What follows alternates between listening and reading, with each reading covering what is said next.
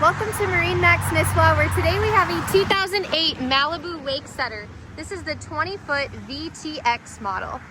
We have a water sports arch with speakers, multiple different board racks, a ski pylon, lighting, and a bimini sunshade. We have a wraparound windshield and a large swim platform here on the back, leading to a tow eye and a large sun pad to hang out off the back of the boat and do some water sports. Stepping into the boat, the vinyl's in great condition. We have a gray carpet flooring. There is a gray carpet overlay too, so you can take out the top layer and wash it if needed.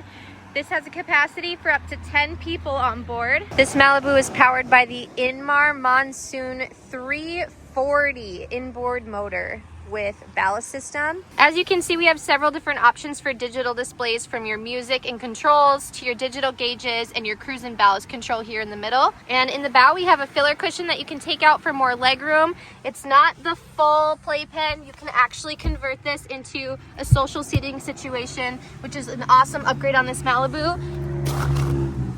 And there's also a retractable heater hose too. It's in great condition.